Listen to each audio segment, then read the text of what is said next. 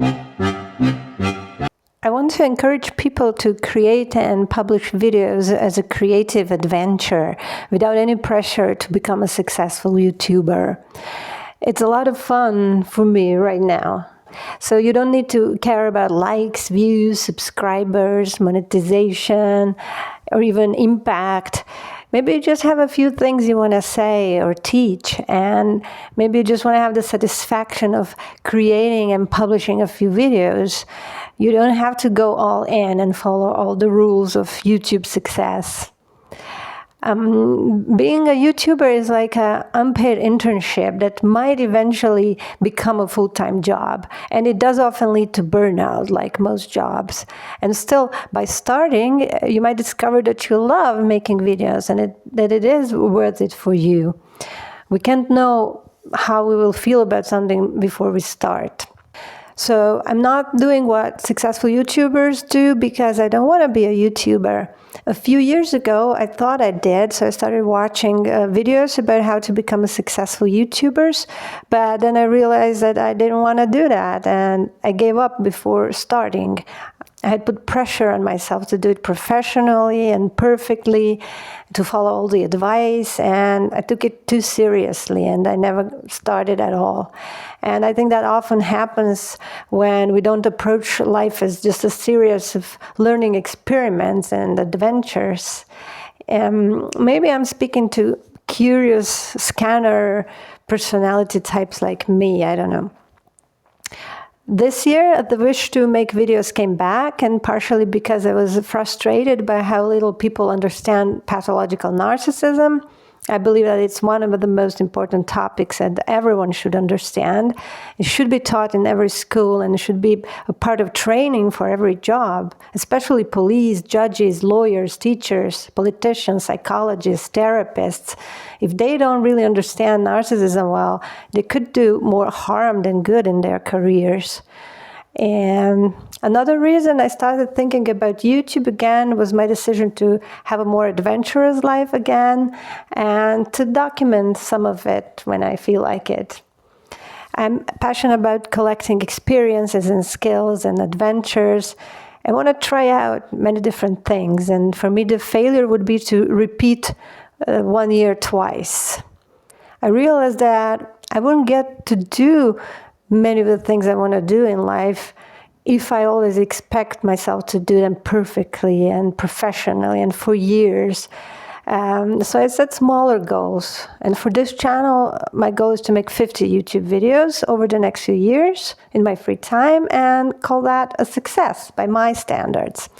And I know I will achieve it. I've already published almost 20, and it's still fun. The enthusiasm is slowly fading, but I'm still learning, and I'm learning how to edit, so I'm not bored yet. When I've learned how to do something, I usually move on to the next thing. I don't like repeating what I already know. I think that everyone has some knowledge from their life experience, and if you feel like it, if you're thinking about it, then you should share it on YouTube without any pressure to follow the usual rules of success that do work, but they're not for everyone. In my next video, I'll talk about more about those rules, what they are, and why I don't follow them. So you don't have to publish regularly, chase the algorithm, gain followers, aim for monetization. That's for professionals. That's a job. And to get those things, you have to keep doing what works for years. And in most cases, it takes at least a year or 2 years to get your first real income from YouTube.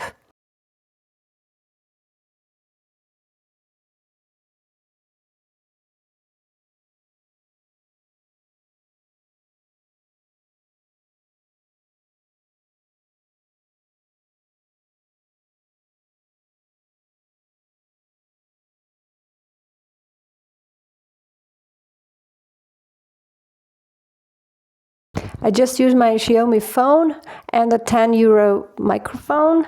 I do have a bigger one that I didn't bring with me to Germany. You don't need any other equipment, actually. I have a tripod also. And you don't need to edit videos. Actually, not editing is a trend now. I do edit, but only because I want to learn how to edit. So it's fun for me. I've never done a job more than a year, so I give myself permission to create and publish videos only when I feel like it, in my own way. And I'm happy to have some 30 subscribers. I can't believe it's that many.